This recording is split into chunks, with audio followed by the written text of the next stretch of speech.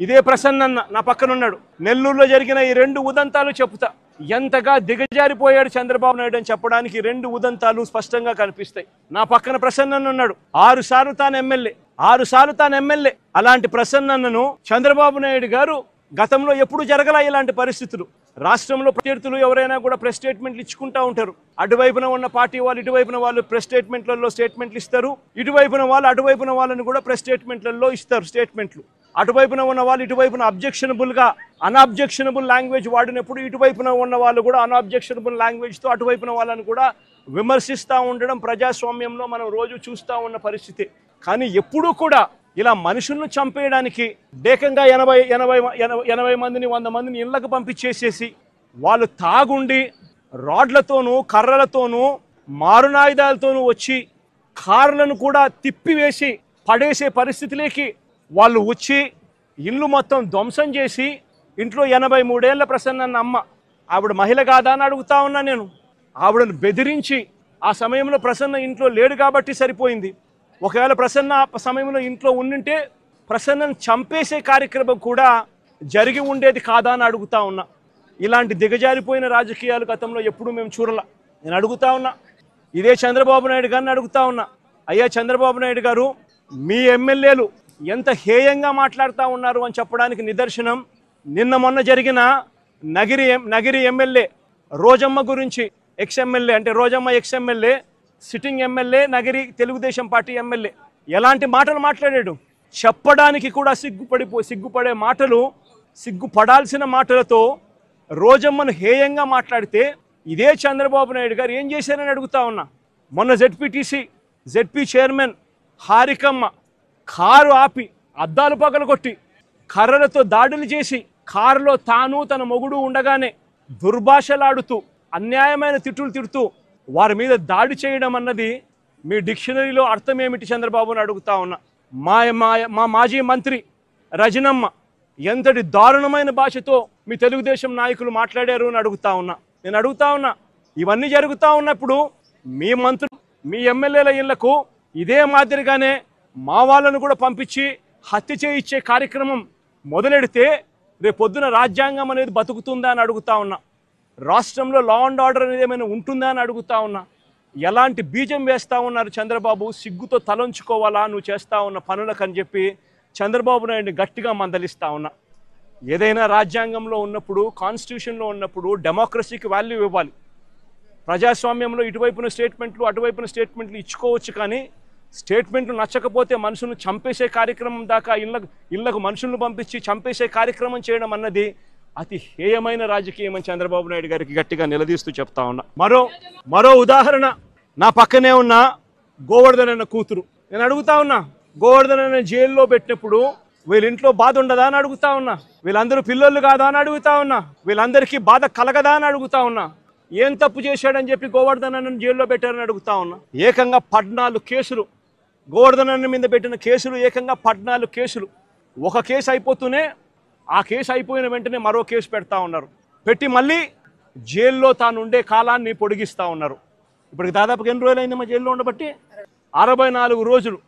64 రోజులుగా జైల్లో ఒక మాజీ మంత్రిని పెట్టారు. ఆశ్చర్యం కలిగించే విషయం నేను చెప్తా ఉన్నా. ఆయన మీద పెట్టిన కేసులు ఏమిటో తెలుసా? ఆయన మీద పెట్టిన అన్యాయమైన కేసులు ఏమిటో తెలుసా? గోవర్ధన్ అన్న పార్టీ సెంట్రల్ ఆఫీస్లో ప్రెస్ మీట్ పెట్టి సాక్షిలో పబ్లిష్ అయిన తన ప్రెస్ మీట్ క్లిప్పింగ్ను వాట్సాప్ గ్రూపుల్లో ఫార్వర్డ్ చేశారంట. అదొక కేసు అయ్యా, అదొక కేసు. మనిషిని అరెస్టు. అంటే ఒక రాజకీయ నాయకుడు ఒక ప్రెస్ మీట్ పెడితే ఆ ప్రెస్ మీట్లో వచ్చిన దాన్ని మీడియా పబ్లిష్ చేస్తే ఆ పబ్లిష్ చేసిన ఐటెంను వాట్సాప్ గ్రూపుల్లో ఈయన ఫార్వర్డ్ చేస్తే ఆయనకు సంబంధించిన మనుషులకు అది కేసు. దాని మీద జైలు. మాజీ మంత్రికి మరో కేసు. టీడీపీ నెల్లూరులో టీడీపీ ఎమ్మెల్యే సోమిరెడ్డికి వ్యతిరేకంగా ప్రెస్ మీట్ పెడితే దానికి సంబంధించిన వీడియోను కాకాని ఫార్వర్డ్ చేశారంటూ ఇంకో కేసు పెట్టారు. అడుగుతా ఉన్నా, ఒక రాజకీయ నాయకుడు ప్రెస్ మీట్ పెడితే ఆ ప్రెస్ మీట్ తాను పెట్టిన దాన్ని తాను మళ్ళీ ఫార్వర్డ్ చేస్తే దాని మీద మళ్ళీ కేసు.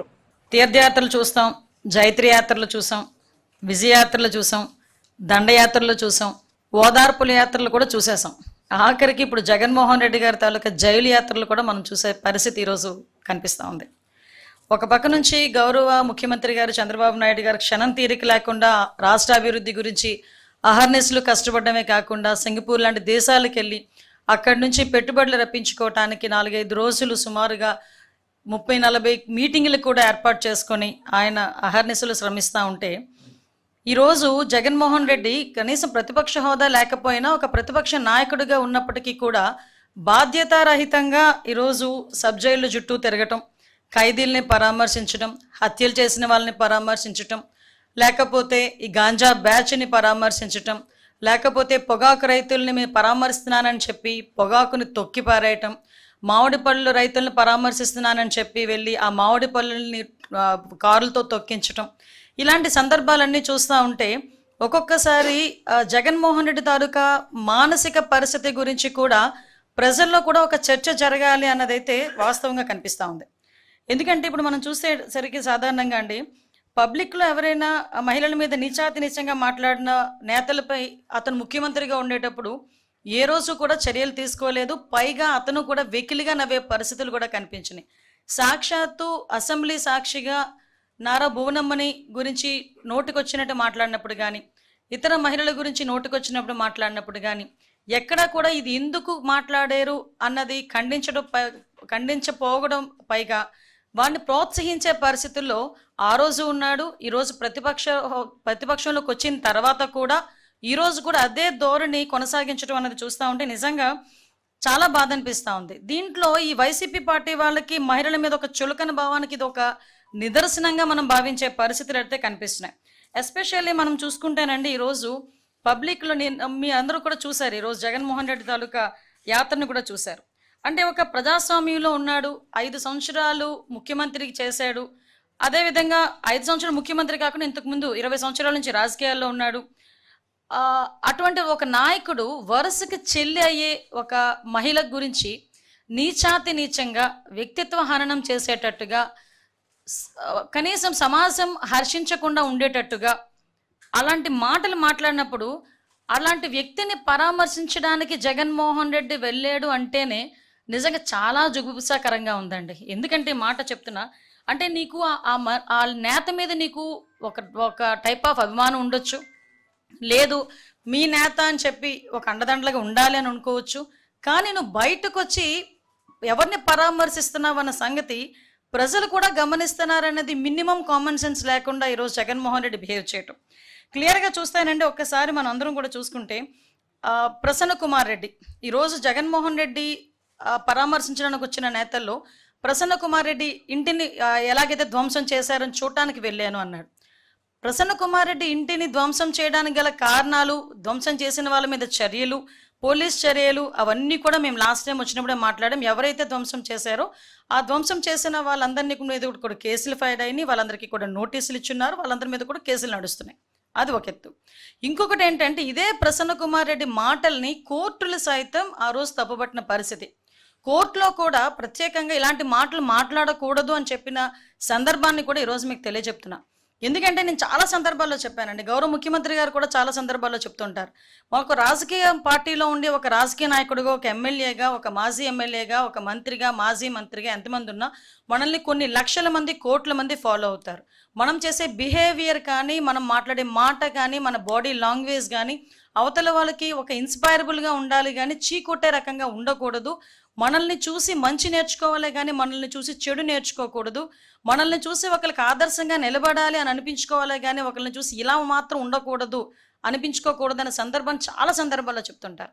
ఈరోజు ప్రసన్న కుమార్ రెడ్డి గారు కేవలం ఒక రాజకీయంగా ఆవిడని ఎదుర్కొనలేక, అక్కడ ప్రశాంతి రెడ్డి గారిని ఎదుర్కోలేక ఆవిడకి వరుసకి చెల్లి అవుతుందండి. ఆవిడ మామూలు బయట వాళ్ళు మాట్లాడమే తప్పు, అటువంటిది చెల్లి అన్న పదానికి చాలా విలువిచ్చే ఈ భారతీయ సంప్రదాయంలో, ఎస్పెషల్లీ ఒక ఆడబిడ్డకి ఎంత గౌరవం ఇస్తారో ఆ భారతీయ సంప్రదాయంలో, దట్టు ఎక్కడైతే స్త్రీలను గౌరవింపబడతారో అక్కడ దేవతలు కొనయాడుతారు, తిరుగుతారు అని చెప్పే భారతీయ సంప్రదాయంలో ఒక మహిళ గురించి, దట్టు ఒక చెల్లి వరసయ్యే ఒక మహిళ గురించి నీచాతి నీచంగా ప్రసన్న కుమార్ రెడ్డి మాట్లాడిన మాటల్ని ఎవరైనా సమర్థిస్తారా? సమర్థించే పరిస్థితులు ఏదైనా ఉన్నాయా? అంటే ఈరోజు ప్రసన్న కుమార్ రెడ్డి ఇంటికి జగన్మోహన్ రెడ్డి వెళ్ళి పరామర్శించాడు అంటే ప్రసన్న కుమార్ రెడ్డి మాటల్ని జగన్మోహన్ రెడ్డి సమర్థిస్తున్నాడా? ఇదేనా మహిళల పట్ల జగన్మోహన్ రెడ్డికి ఉన్న చిత్తశుద్ధి? మహిళల పట్ల ఉన్న గౌరవం ఇదేనా? మాట్లాడితే నా అక్క చెల్లెములు అని చెప్పి ఊదరగొట్టాడు కదా. మరి ఈరోజు సొంత పార్టీలోనున్న ఒక మాజీ ఎమ్మెల్యే, అన్ని సంవత్సరాలు రాజకీయం ఉన్న వ్యక్తి ఈరోజు బయటకు వచ్చి చెల్లెల వరుస అయిన అమ్మాయి గురించి నిజాతి నిజంగా మాట్లాడితే కనీసం కన్సర్న్ కూడా, అంటే ఆ మహిళ పట్ల కన్సర్న్ కూడా లేకుండా ఆ ప్రసన్న కుమార్ రెడ్డి ఇంటికి వెళ్ళి ఇలా దాడి చేశారు, ప్రసన్న కుమార్ రెడ్డిని చంపేసేవారు. అరే ఇక్కడ నేను ఒక విషయం మాట్లాడాలండి. ఆ రోజు మా పట్టాభి గారు ఒక మాట మాట్లాడితే ఏదో మీకు కోపం వచ్చింది, మీ కార్యకర్తలకి బీపీలు వచ్చినాయి అని చెప్పి సాక్షాత్తు మా తాలూకా పార్టీ ఆఫీసుల మీద దాడి చేసే పరిస్థితి మీరందరికీ తెలుసు. ఆ రోజు కేసులు పెడితే కనీసం కేసులు తీసుకోవడానికి కూడా ఒక పోలీస్ కూడా ముందుకు రాలే. ఈరోజు మా పరిస్థితి అది కాదు.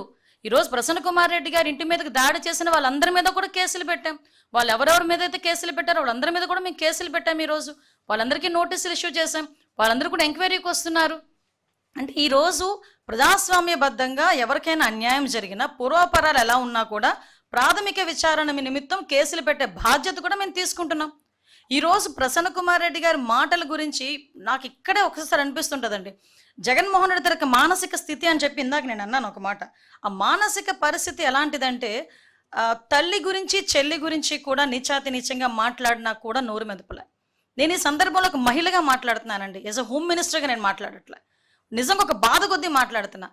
ప్రజలకు సేవ చేసుకోవాలి అనే మహిళలు రోడ్డు మీదకి వస్తే వాళ్ళకే రక్షణ లేకపోతే పరిస్థితి ఏంటి? ఈరోజు మేమందరం కూడా ప్రజాసేవ చేసుకోవాలని చెప్పి ఇంట్లోని భర్తల్ని పిల్లల్ని కూడా పక్కన పెట్టి రోడ్డు మీదకి వచ్చి మేము సేవ చేసుకునే పరిస్థితులు వస్తూ ఉంటే, ఇలాంటి ఆడవాళ్ళ మీద కూడా నోటికొచ్చినట్టు మాట్లాడే పరిస్థితులు కనిపిస్తూ ఉంటే, దానికి ఇటువంటి నాయకులు సమర్థిస్తూ ఉంటే ఈ సొసైటీ దేనికి వెళ్ళిపోతుంది ఈరోజు?